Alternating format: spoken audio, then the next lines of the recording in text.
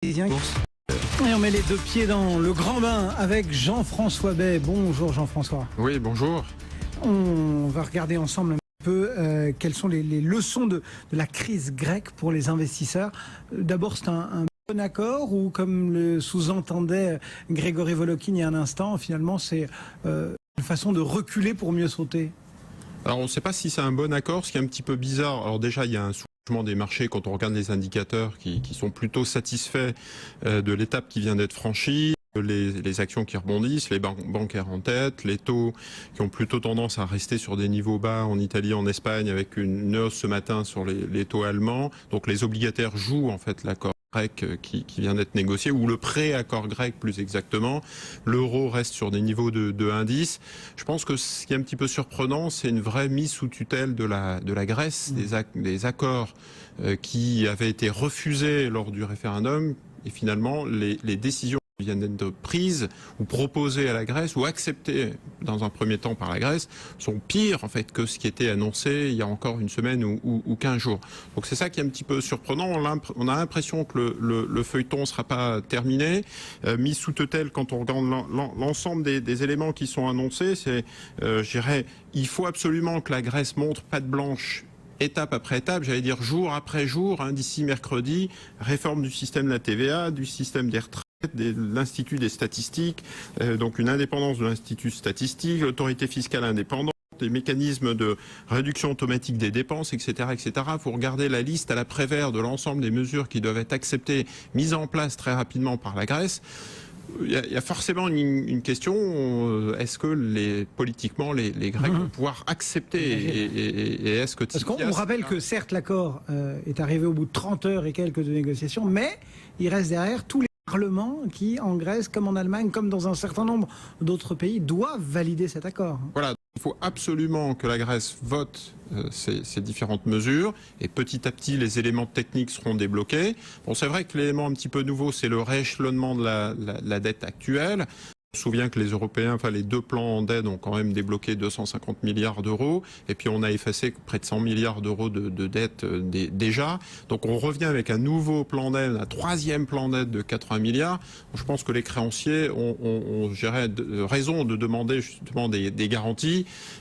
Donc il faut que ce soit ensuite validé par les différents parlements. Je pense qu'à moyen terme, ce qui est intéressant aussi, c'est de regarder les conséquences et les impacts de cette crise à moyen terme, regardez un petit peu comment ça va être vécu dans parce que vous avez dit il y a quelques impacts politiques, c'est vrai qu'il y a cet aspect politique, mais il va falloir aussi regarder conjoncturellement ce que ça va vouloir dire, il va falloir regarder un peu la psychologie de tout ce petit monde qui a vécu malgré tout ce psychodrame. Oui, alors l'impact politique, c'est divergence contre convergence. On a vu la divergence s'installer en zone euro et parmi les différents décideurs au niveau politique entre Angela Merkel et François Hollande. On espère que la convergence va revenir, l'Europe va pouvoir faire pacte, groupe, pour pouvoir avancer. Bon, c'est les questions qu'on va avoir, ne serait-ce qu'en politique intérieure, ces prochains jours. L'impact macroéconomique est aussi important. L'ensemble des agents économiques se sont mis en mode crise, un petit peu en lévitation, attente, parce que les ménages ont tendance à thésauriser et les entreprises à ne pas investir ou pas embaucher.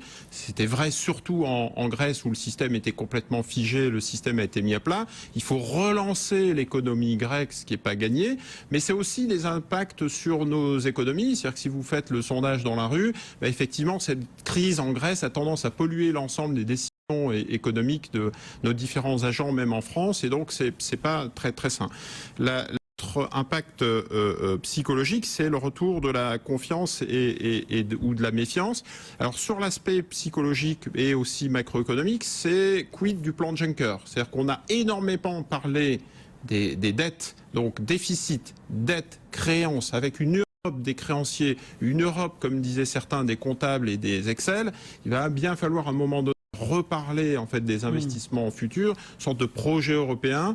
Sachant que le plan Juncker, quand il avait été peu ou prou dévoilé, il avait fait un peu pchit quand même. Oui, c'est ça, c'était 315 milliards, mais avec beaucoup de leviers, donc c'était vraiment, en tout cas, jouer petit bras, pas à la hauteur des enjeux européens. Est-ce que cette crise va finalement relancer un petit peu de dynamique sur cette fois-ci la macroéconomie? C'est ce que souhaite ardemment Mario Draghi, c'est-à-dire qu'il ne peut pas lutter uniquement avec des éléments techniques de baisse des taux de quantitative easing, il faut quand même que les politiques en prennent leur part et puissent relancer l'économie européenne. Et tout ça aura forcément des impacts, cette crise aura forcément des impacts sur notamment les investisseurs.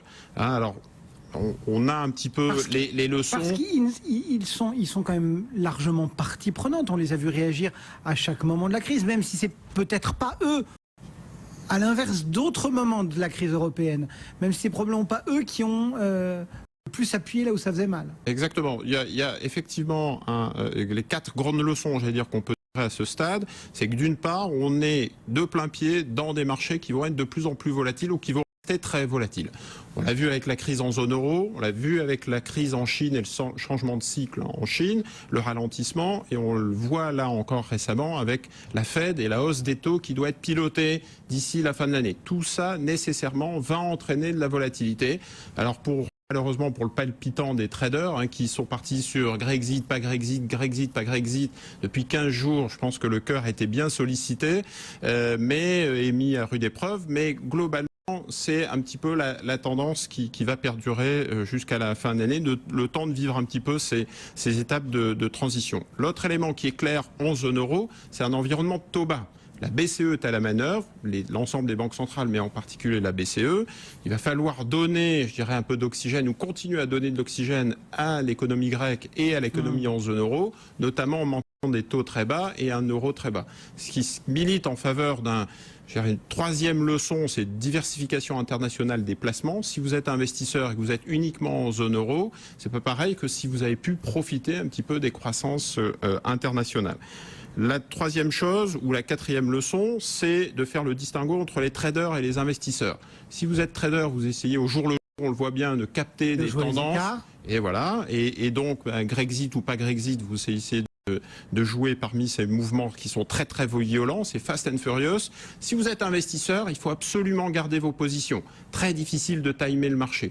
Donc vous avez bien défini votre... Ça veut dire que même à la veille d'un sommet aussi crucial comme ce week-end, il fallait être capable de dire vendredi, j'ai du Peugeot, est-ce que je vois quelque chose de différent sur Peugeot, j'ai de l'Alcatel, est-ce que je vois quelque chose de différent sur l'Alcatel? C'est ça, garder ses positions. Exactement. C'est avoir su bien choisir son titre. Voilà, très difficile de timer. Pour vous donner un exemple, si vous avez fait des actions internationales depuis le début de l'année, vous avez fait 12% de performance avec une volatilité de l'ordre de 8 à 10. Si vous avez pris des actions du CAC 40 ou des actions espagnoles, vous avez fait 14% de performance avec 2, 3, 4 fois plus de volatilité. C'est-à-dire que le palpitant a vraiment joué, vous avez risqué la crise cardiaque pour faire 2, 3% de plus depuis le l'année, parce qu'au niveau international, il y avait des places comme le Japon, le Royaume-Uni, la Suisse, enfin il y a des marchés émergents qui vous ont permis au global à la diversification, ça. De faire pratiquement aussi bien avec un niveau de volatilité, je dirais, de 2 à 3 fois plus faible. La quatrième leçon ou la cinquième leçon, c'est les gestions actives. C'est-à-dire qu'on a eu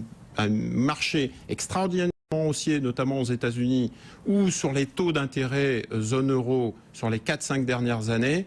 Aujourd'hui, on voit bien, on est de plein pied dans des marchés qui sont plus difficiles. Faites confiance aux stock pickers qui peuvent détecter Peugeot, aux stock pickers qui peuvent détecter les bonnes banques ou les bons trends. Les ETF, malheureusement, l'approche purement indicielle va être plus difficile sur le moyen long terme, ou utiliser des ETF de manière là très tactique. Donc on revient au profil du trader. Eh bien voilà, quelques leçons peut-être à tirer de cette crise grecque procurée ou proposée par Jean-François Bay pour Morningstar. Merci beaucoup Jean-François, bon retour et bonne fin de journée sur les marchés en attendant l'indice CAC.